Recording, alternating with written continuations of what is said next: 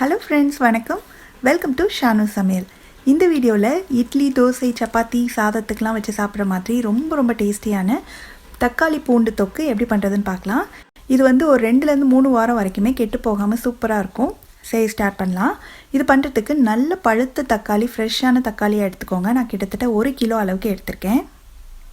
நல்லா இந்த மாதிரி கலர்ஃபுல்லான தக்காளி எடுத்துக்கிட்டிங்கன்னா தொக்கும் வந்து ரொம்ப கலர்ஃபுல்லாக இருக்கும். இப்போ அது நல்லா கழுவி எடுத்தாச்சு. இந்த தக்காளி நிறையா இருக்கிறதுனால ஒரு 2-3 தக்காளியாக நான் வெட்டி இந்த மிக்ஸி ஜாரில் சேர்த்து நல்லா இந்த மாதிரி பியூரியாக அரைச்சி எடுத்துக்க போகிறேன். நம்ம அரைச்சது எல்லாத்தையும் இந்த பவுலில் சேர்த்துடலாம். இப்போ எல்லா தக்காளியுமே அரைச்சாச்சு. நம்ம தொக்கு செய்ய ஸ்டார்ட் பண்ணிடலாம். நான் இந்த கடாயில் ஒரு 3 டேபிள் ஸ்பூன் அளவுக்கு நல்லெண்ணெய் சேர்க்குறேன். நல்லெண்ணெய் சேர்த்துக்கோங்க, ரொம்ப டேஸ்ட்டாக இருக்கும். இப்போ எண்ணெய் சூடான உடனே இதில் 1 டீஸ்பூன் கடுகு சேர்த்து நல்லா பொரிஞ்ச உடனே ஒரு 1/4 டீஸ்பூன் பெருங்காயத்தூள், நான் ஒரு 10 பல் போல் பூண்டை வந்து இந்த மாதிரி தட்டி வச்சுருக்கேன், அதையும் சேர்த்துட்டு அந்த பூண்டோட ஃப்ளேவர்லாம் அந்த எண்ணெயில் இறங்குற அளவுக்கு கொஞ்சம் நேரம் இருக்கட்டும். இப்போது ஸ்டவ்வை வந்து நல்லா ஆஃபே பண்ணிடுங்க, இல்லாட்டி சிம்மில் வச்சுக்கோங்க.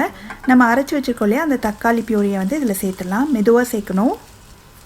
இது கூட 2 டேபிள் ஸ்பூன் அளவுக்கு மிளகாய்த்தூள் சேர்க்குறேன். நீங்கள் உங்கள் காரத்துக்கு தகுந்த மாதிரி சேர்த்துக்கோங்க. ஒரு 1/4 டீஸ்பூன் மஞ்சள் தூள், இதுக்கு தேவையான அளவு உப்பு சேர்த்து நல்லா கலந்து விட்டுடலாம். இது நல்லா கொதிக்க ஆரம்பிக்கிற வரைக்கும் இருக்கட்டும்.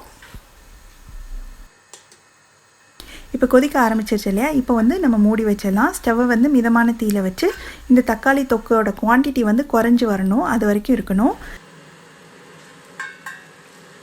இடையில மட்டும் நம்ம திறந்து பார்த்து கிண்டி விட்டுட்டே இருக்கணும்.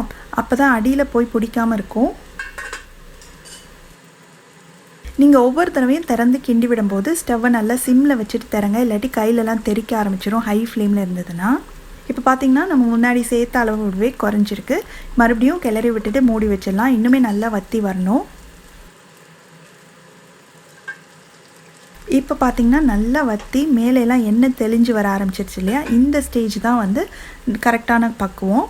இப்போ இதில் வந்து நான் ஒரு 1/4 டீஸ்பூன் அளவுக்கு வறுத்த வெந்தய பொடி அது சேர்க்குறேன். இது வந்து நல்ல ஒரு ஃப்ளேவர் கொடுக்கும், கண்டிப்பாக அது சேர்த்துக்கோங்க.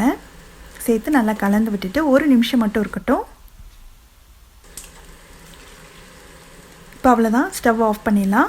இது நல்லா ஆறுனதுக்கப்புறமா ஒரு கிளாஸ் பாட்டிலில் போட்டு நீங்கள் ஃப்ரிட்ஜில் ஸ்டோர் பண்ணிங்கன்னா 3 வாரம் வரைக்குமே கெட்டு போகாமல் சூப்பராக இருக்கும். இது இட்லி, தோசை, சப்பாத்தி, சாதத்துக்கெலாம் சைட் டிஷ்ஷாக வச்சுக்கலாம். நீங்களும் இந்த ஈஸியான தக்காளி பூண்டு தொக்கை கண்டிப்பாக வீட்டில் ட்ரை பண்ணி பார்த்துட்டு எப்படி வந்ததுன்ற கமெண்ட்ஸை மறக்காமல் ஷேர் பண்ணுங்கள். தேங்க்ஸ் ஃபார் வாட்சிங்.